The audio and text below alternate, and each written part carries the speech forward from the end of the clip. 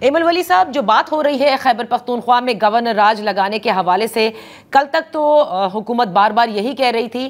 آج البتہ خواجہ آصف ضرور کہتے ہیں کہ ایسا ابھی فیصلہ نہیں کیا گیا.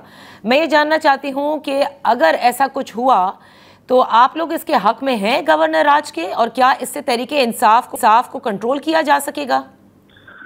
جی بی بی، ہم تو پہلی آن ریکارڈ اس کی مخالفت کر چکے ہیں، اور میں یہ سمجھتا ہوں کہ گورنر راج جو ہے وہ اس مسائل کا حل نہیں ہے. چونکہ ہمارے 100 مسائل بڑے پیچیدہ ہیں، اور دوسرا یہ کہ جو ادھر حکومت بیٹھی ہوئی ہے تو آلریڈی کمپرومائزڈ حکومت ہے، اور انہی لوگوں کی مرضی سے بیٹھی ہوئی ہے جن لوگوں کی مرضی سے یہ پورا سیٹ اپ بنا ہوا ہے. تو اتنی محنت کر کے اگر انہوں نے ایک سیٹ اپ بنایا ہے تو اس کو کیوں، میرا نہیں خیال کہ یہ مسائل کا حل ہے یا اس سے کوئی مسئلہ حل ہوگا، بلکہ میں سمجھتا ہوں کہ یہ تو ان کو مزید ایک موقع ملے گا اپنی سیاست کے ریوائیول کا. اور حکومت تو بالکل بات ٹھیک ہے، پختونخوا میں حکومت نام کی کوئی چیز ہے نہیں.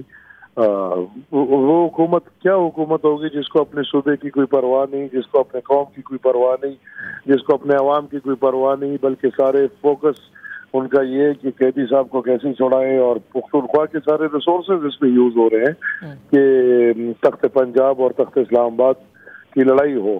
وہ بالکل ٹھیک ہے، لیکن ان مسائل کا حل گورنر رول نہیں. اچھا، دوسری جانب آپ نے دیکھا کہ بلوچستان اسمبلی نے بھی قرارداد منظور کی ہے تحریک انصاف پر پابندی کے حوالے سے. پنجاب میں تو اسمبلی کے سیکریٹریٹ میں ایک قرارداد جمع بھی کرائی گئی ہے، اور بڑی سنگن ہے اس حوالے سے. آپ نے دیکھا ہوگا وزیر اعظم شہباز شریف صاحب نے بھی کہا کہ وقت آ گیا ہے طے کیا جائے. اسی طرح سے پاکستان مسلم لیگ نون کے ڈیفرنٹ رہنما بھی یہ کہتے آئے ہیں.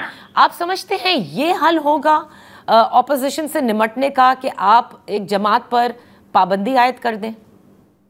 دیکھیں جی، میں بالکل آپ کی بات سے متفق ہوں کہ یہ مکمل حل نہیں ہے، لیکن ایسے جماعت جو اسٹیٹ کے اوپر چڑھائی کرتے ہیں بار بار، وہ جماعت جو پولیس اور فورسز پہ چڑھائی کرتے ہیں، پیٹرول بم مارتے ہیں، گولیاں مارتے ہیں، گیس پھینکتے ہیں، شیلز پھینکتے ہیں، ایسی جماعتوں کے ساتھ کیا کریں گے آپ؟ اگر آپ آج پی ٹی آئی کو اس آڑ میں چھوڑتے ہیں کہ خیر یہ ایک جمہوری پارٹی ہے اور ان کو شیل بھی مارنے دے، ان کو فائرنگ بھی کرنے دے، اور ان کو پیٹرول بم بھی مارنے دے، کل کو بھی دہشت گرد جماعت نکل آئے تو آپ کیا کریں گے؟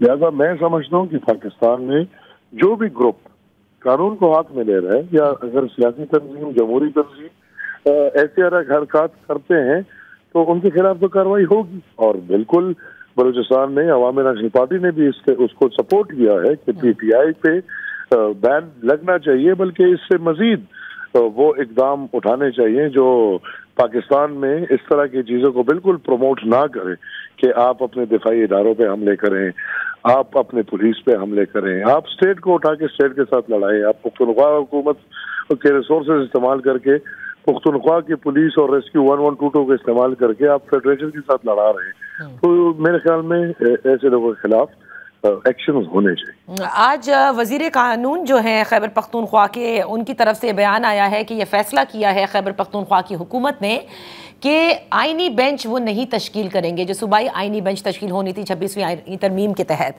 اس کو آپ کیسے دیکھتے ہیں ایمل ولی صاحب؟ دیکھیں، یہ تو عجیب لوگ ہیں اور عجیب ڈرامے باز ہیں. 26ویں آئینی ترمیم جہاں ان کی ضرورت پہ ٹھیک ہے وہاں استعمال کرتے ہیں، اور جہاں ان کی مرضی پہ ٹھیک نہ ہے وہاں استعمال نہیں کرتے. اور میں یہ سمجھتا ہوں کہ یہ پختونخوا پاکستان کا حصہ ہے، یہ کوئی پی ٹی آئی کی وراثت نہیں ہے، پی ٹی آئی کی جاگیر نہیں ہے.